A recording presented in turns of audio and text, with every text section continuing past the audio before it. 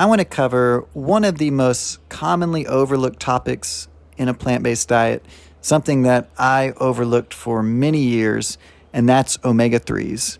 I want to share with you what they are, why you need them, and I want to dispel one of the biggest myths concerning omega-3s out there. And I want to show you how we get lots of plant-based omega-3s in our diet and how you can easily do it as well. So stick around because you're going to learn a lot, and this is going to be a good episode, and let's get started.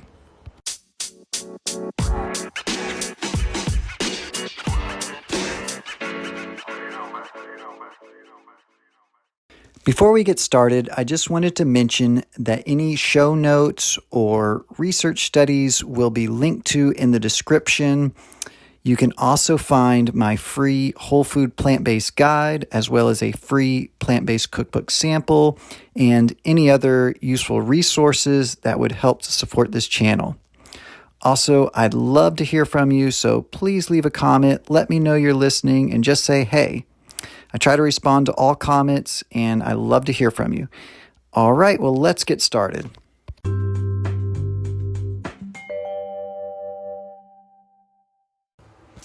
Welcome. In this episode, I wanted to talk about something that is commonly overlooked with a plant-based diet, and that has to do with omega-3s. And omega-3s are a little bit of a big deal. You don't want to be deficient in them. Obviously, there's some, bad things that can happen if you're deficient in omega-3s, and your body can't produce them on its own. So you do need to get them from your diet and from foods. However, there's a big misconception and myth that I found concerning omega-3s, something that I was even believing for a long time. And I found some new research, which I'll share with you, which will dispel the idea of what you need to eat in order to get omega-3s. So I'll give a brief rundown of what they are and why we need them. I won't get too technical. Not going to bore you here. Basically omega-3s are fats that we get from certain foods. And like I said, the body needs them because it can't produce them on its own. And there are some symptoms that will come from a lack of omega-3s or being omega-3 deficient. So it's not a good thing. You want to get plenty of them in your diet. When you look at omega-3s, there's a couple different types. There's the ALAs, which are the plant-based omega-3s. And there's another two you'll hear a lot about. It's DHA and EPA. And generally, the body can produce EPA and DHA. However, something you'll hear thrown around a lot is that your conversion rate is fairly low. Essentially, the body can take ALA and make DHA or EPA.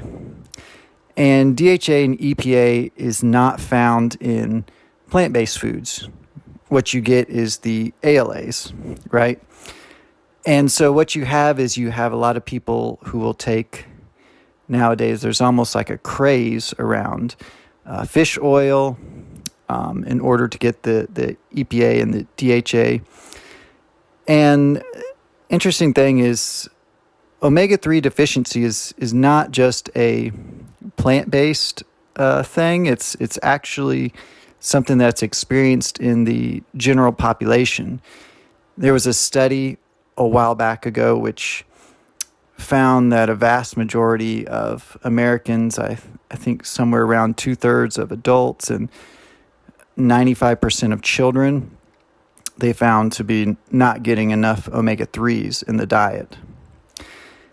And so definitely if you are plant-based, you're going to want to really focus on this because for most people, and the reason why most people are deficient is just to the fact that for most people, the number one source for omega-3s is going to be fish, fatty fish, like salmon, for example. And it's interesting because after these studies found that people are deficient in omega-3s, then there's kind of this craze of that. Other studies say, oh, well, people aren't eating enough fish. And the reason for that is because there's this idea that you need to eat fish as your omega-3 source. And that's the only good source of omega-3s, especially the EPA and the DHA, which your body needs. And there's an idea that, ALAs are not converted very well. The plant-based omega-3s are not converted very well into this DHA and EPA. So you need to consume more fish, and people aren't consuming enough fish, right? So that's kind of started this craze too with, you see fish oil is sold as like a supplement now.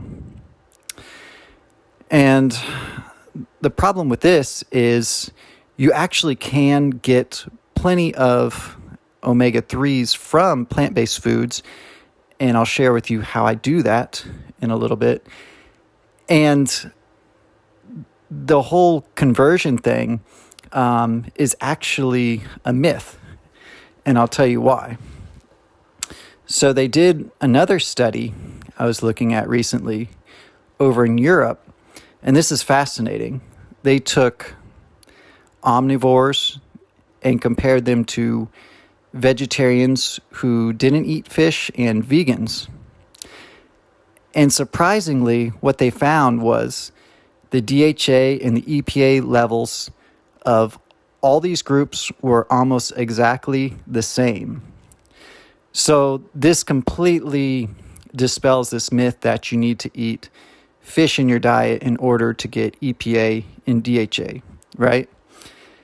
And what the theory is that what's happening is, for people who are not eating fish, the body basically will adapt and will begin to become better at converting the ALA, which remembers the plant-based omega-3s, into DHA and EPA.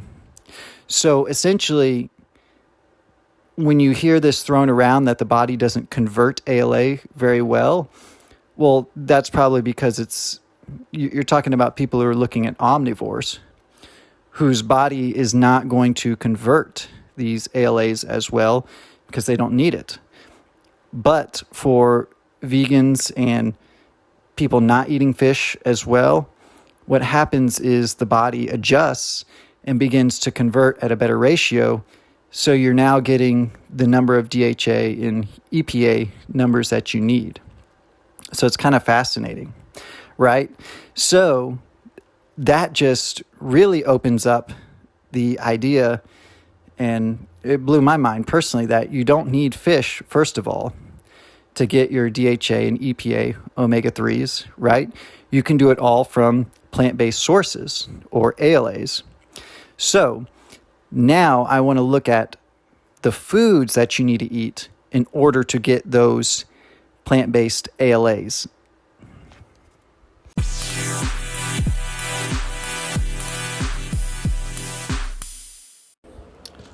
All right, so just a quick recap of what we've covered so far. So you can get omega-3s on a plant-based diet, and those are known as ALAs. And the body can, in fact, convert ALAs to DHA and EPA. And for plant-based eaters, it seems that the body actually adjusts in order to convert these ALAs at more optimal rates. And so you can get all of the EPA and DHA that you need from plant-based sources on their own. And let's talk now about some of those plant-based sources. And I'm going to talk about the ones that I use. And this is important to focus on because just as people in the general population are generally deficient in omega-3s, it's because there are very few foods that actually offer omega-3s. So especially if you're plant-based, you need to focus on getting enough omega-3s in your diet. and I'm going to show you how. And there's not a lot of foods that offer omega-3s if you're on a plant-based diet, but there are some that are very high in omega-3s. So those are the ones we're going to focus on. And there's 4 of them, and the top 3, I call them the trilogy of seeds. They're going to be chia seeds, hemp seeds, and flax seeds. And the 4th food is going to be walnuts. So all of these foods are incredibly high in ALAs, or plant-based omega-3s. Chia seeds are high in omega-3s. Flax seeds are high in omega-3s. Hemp seeds are high in omega-3s. And walnuts are high in omega-3s. And when we look at chia seeds, for example, there was a study done, and it took basically what they call milled chia seeds. That's just chia seeds that have been ground up, or ground chia seeds. And they fed them to women participants for X number of weeks. And they found that their ALA levels and their EPA levels all increased. And some of them dramatically increased. So what that's showing you is that, yes, people were able to absorb the ALAs, the omega-3s from the chia seeds, and they're able to convert it into the EPA, as we were talking about earlier. And when we talk about chia seeds, I also want to mention that some studies have found if you eat, and I think it may have just been 1 or 2 studies, so I don't want to be too definitive on this, but if you eat chia seeds in their raw form without either grinding or soaking them, if you just eat them straight out of the bag, you'll get the fiber, you'll get the protein, but they found no changes in the ALA levels for people who are eating the whole chia seeds, at least in 1. There may have been 2 studies I've seen on this. I know at least 1. Again, you don't always want to draw any conclusions from just 1 study, but there are benefits to either grinding or soaking chia seeds. So those are 2 of the most common ways to eat them. If you do a chia pudding, with like a plant-based milk, that's the equivalent of soaking them as well. So you could eat them that way. And I have a couple videos and some links I'll leave in the resources where you can learn more about that, and also how I grind them. And the reason we started grinding our chia seeds was the studies found that the levels of the ALA was a little bit higher for people eating ground chia seeds compared to eating soaked chia seeds. So there may be additional benefits to grinding them over soaking them. I used to soak them all the time. That's how we always ate our chia seeds, and that's still a good method. You'll still get the ALAs. And the reason you want to either soak or grind them is, they have a hard outer shell. So that will help to break down that shell so that your body can basically digest it better. And it's the same thing with flaxseed. That's why you always see, you can buy ground up flaxseed, or you can buy whole flaxseed and grind it yourself, which is something you want to do if you have whole flaxseed. It's the same idea. It's going to help your body digest it better and really absorb those omega-3s. So you want to be doing, like I said, chia seeds either soaked or ground up. And you want to be doing flaxseed, also ground up, and hemp seeds. And I'll leave some links to a really good place where you can get all 3 of those at really good rates that we recommend. And I will put them on my breakfast in the morning. And it's so easy to do. And I get all 4 foods in the morning time just at my breakfast. And This is just a super easy hack if you want to be able to get all of your super high plant-based omega-3 foods at one time and not have to worry about it throughout the rest of the day. And what we do is we make an oatmeal, cook some regular oatmeal, and then put the ground up chia seeds. I do about a tablespoon. You can do more if you want to aim for more. And then a tablespoon of flaxseed and a tablespoon of hemp seed and sprinkle some walnuts on top. And I'll also leave a link to a recipe you can check out, this recipe. And then you can put plant-based milk on it. We do soy milk. You can sprinkle cinnamon on it if you want, cacao powder, and then berries on top. Get some good antioxidants with that. And by the way, the chia seeds, the flax seeds, and the hemp seeds, they also have amazing other properties to them. Tons of antioxidants. You're also getting plant-based protein and lots of fiber, right? So it's not just the omega-3s. You're getting lots of good benefits from eating all of those seeds, as well as walnuts. And you can play around. You can add other stuff to it. Peanut butter if you wanted. Really anything that you want to make it taste as you want. And you can even do overnight oats, which are fairly popular too, where you just basically take the ingredients and just soak it overnight in like the milk, and then you don't have to cook the oatmeal in the morning. It's just ready to go. And that's exactly what we do to get just tons of ALA, plant-based omega-3s in our diet. There are a couple of other foods that aren't as high. And this is soy, for example, has a little bit of ALAs. Olive oil, I've heard, does. And I think maybe avocados do as well. So, you can include those foods as well, but the levels are not quite as high.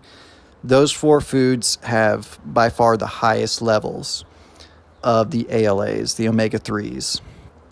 So I would really focus on those 4 foods, getting as much of those into your diet as you can. And you don't have to eat them all at breakfast. You can eat them throughout the day. I mean, chia seeds, like I said, you could eat chia seed pudding. You can sprinkle them on top of anything you're eating, really. You can also do a chia egg. Instead of cooking with a regular egg, you can do what's called a chia egg, and that's just you replace an egg with a tablespoon of chia seed along with 3 tablespoons of water. Let it sit for like 5 minutes, and it can replace an egg in any baking recipe. It's kind of cool. I believe you can do the same thing with flaxseed as well. You can also add flaxseed into most of your baked goods, 1 or 2 tablespoons, and it won't change the flavor or consistency at all. And you can put chia seeds into smoothies as well. And hemp seeds are really versatile too, because all of these foods have basically no taste to them. And so with hemp seeds, you could also sprinkle those on top of salads or any other kind of food you're eating throughout the day. And you would be fine. You won't even really taste them or know that they're there. So those foods are an easy hack to get just tons of plant-based omega-3s in your diet. And you can also snack on walnuts throughout the day if you want to get those omega-3s. And like I said, you can try some of those other foods, but the amounts that you'll get is smaller. But there is still a little bit there. But I would just aim to get those foods, and you should be good to go. We've been doing that for years, and we don't have any problems. We've been, healthy, and I assume that we're getting the omega-3s we need because we feel fine.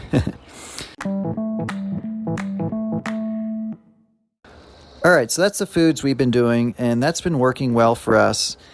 I wanted to mention a couple of other foods you might be interested in trying as alternatives. If you don't want to do the whole forms of the chia flax or hemp seeds, you can get oil versions of, like there's a flax oil.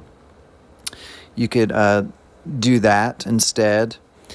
And I wanted to mention, if you are going to just do one of those or two, aim for flaxseed, because that is actually the highest in the omega-3s out of all three of those. So aim to get the most of your from flax. There's also a vegan supplement called algae oil. And I think there's only been maybe like one study done on this, but it actually has DHA in it. And in the study, it was found to increase DHA levels actually significantly. So, if that's something you're interested in, you may want to check that out. And I also wanted to mention there is a plant-based source of EPA and DHA, and it's seaweed. But there's a little bit of a caveat with that. Now, that sounds really cool, right? Unfortunately, though, the level that you get is pretty low. You would have to eat basically a significant amount of seaweed just to get the same levels as you would find in, like salmon or these plant-based foods. So it's not really recommended as a great source, just for that reason. You'd also be consuming just a ton of iodine, which is good. You want iodine. Most vegans are deficient in iodine, but you can actually get too much iodine as well. So I would not look to that, honestly, as a source for your omega-3s. But I wanted to mention that because that is a source, potential source. And you will read about that sometimes. Well, that about wraps it up. I really enjoyed sharing this information with you. I hope that you learned a lot. Please remember to leave any comments if you'd like and let me know that you are listening. I'm so glad that you're along for the ride. And until the next episode, see ya.